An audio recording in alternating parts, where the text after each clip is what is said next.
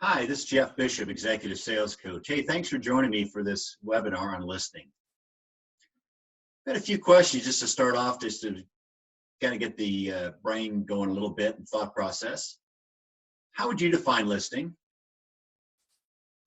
Who's the best listener you've ever known? What made him or her such a good listener? What is your approach to listening? And what's the most challenging aspect of listening for you? We'll lean back on our old friend Merriam-Webster and the dictionary definitions. As a verb, it's to pay attention to someone. It's used to tell a person to listen to what you are saying. And it's to hear what someone has said and understand it's serious, important, or true. I love the archaic definition, which is to give ear to. It's a transitive verb there, to give ear to, as you see the young lady here doing that. Is it intransitive verb? Again, it means to pay attention to sound.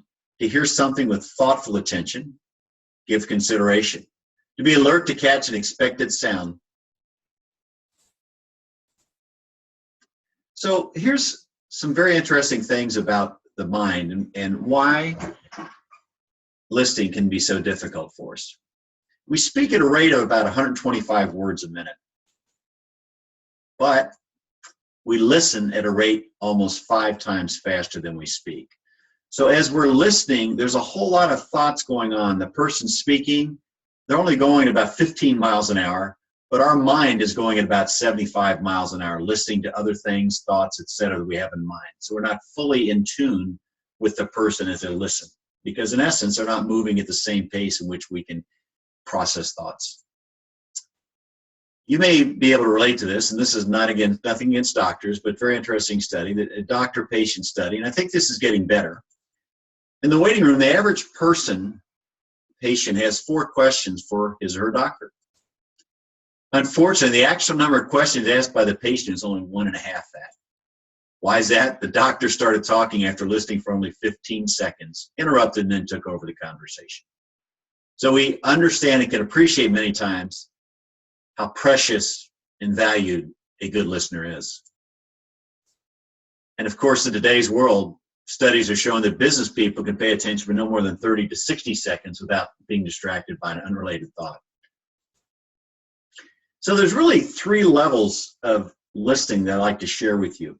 Level 1 is really, it's all about me, and I'm wondering, what am I going to say next? How am I going to say it? What's the impact of this going to be to the person? Or as well, it could be you're thinking about something else about yourself beyond the person, what you're going to say to them next. The level 2 is really, it's focused now on the other person. As you can see, these 2 people who are in love, it looks like, certainly are very glad to be together. It's really, you're now focusing on the other person and what's in mind for them. Level 3 is really, it goes beyond that. It's really what's happening here, what are we experiencing, and what's the relationship in this conversation all about in actuality. So here's really, just to reiterate those, it starts off with it's about me. We move from ourselves to the other person, and then we really begin to take in what's fully happening in the experience of listening. So it's really how they are saying it. So body language comprises about 60% of communication. Things such as verbal, nonverbal communication, facial expressions, gestures, body movements, posture, and eye contact.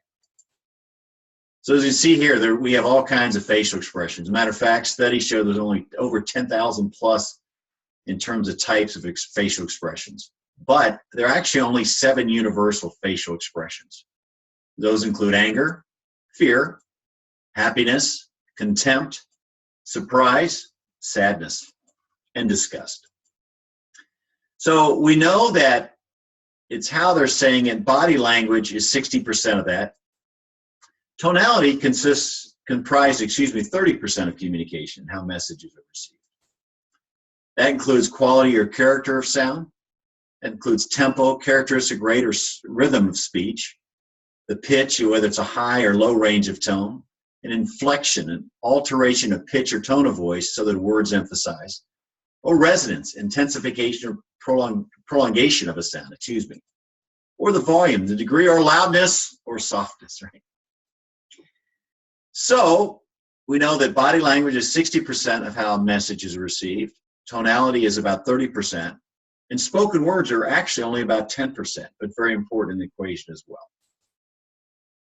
So there's a study that was conducted a number of years ago where they surveyed the top 100 communicators. And here's what they found. Interestingly enough, 70% of their time was spent listening, 15% was asking questions, and 15% was either telling or selling a product, or selling a service, or selling something. So very important. In essence, this kind of turns a lot of communication models upside down. It shows the importance of listening. So what can we do with active listening? And back to body language, maintain eye contact. Nod when we recognize and listen, and make facial expressions so others can understand and perceive that we're receiving those messages. We can mirror the other person. Listening sounds, I understand, interesting. We acknowledge, that makes sense, I agree. Interesting, that's a good question, sounds like. We can paraphrase, we continue to recheck and verify what you've heard. And we can summarize occasionally. So you've covered 3 areas thus far, such as 1, 2, 3. Another key part of listening is listen for what is not being said. And what we mean by that is, many times when you're listening to someone speaking, you're in conversation with them, there's just kind of this gut feel or instinct in you that's saying, I'm not hearing something from them that I'd like to hear, or they're not saying this. So that can, many times, trust your intuition, trust your gut. You can respond back to the to the sender of the message and ask them about that, about what you feel is not being said. So another way to think about listening is, well, there's really 3-dimensional aspects. There's the content, which is another way of saying the actual words, the emotion that's around it, which is also kind of the tonality and tone, and then the intent. This is kind of that level 3 piece of listening we discussed, which is what's really happening here? What's the purpose behind the message that I'm receiving? So how do we know they're not listening? Maybe the person frowns, looks stern, or looks confused. The person leans back in his or her chair with the arms crossed. They fidget excessively. They look at his or her watch. Of course, now it could be an Apple Watch. Play with the computer, mobile phone, etc. Hesitate to answer questions or responds in a questioning tone. So these are things that check on for the sender of the message when they're not, for you to understand they're not listening to you. So here's some other tips and techniques. What do good listeners do? And this is taken from a very good book by David Meister, Charles Green, and Robert Galford called The Trusted Advisor. Some very good tips here. Here's some more tips that are excellent. Here's some other things good listeners don't do as well, also coming from The Trusted Advisor. Hope these help you out as well. Of course, when this all comes down to the bottom line, Epictetus, Greek sage and Stoic philosopher, said, we have 2 ears, 1 mouth, so we need to listen twice as much as you talk. So thanks for joining me, and I hope you found the time to be beneficial. And as this lady says here, just be quiet and listen. Thanks for your time and have a great day.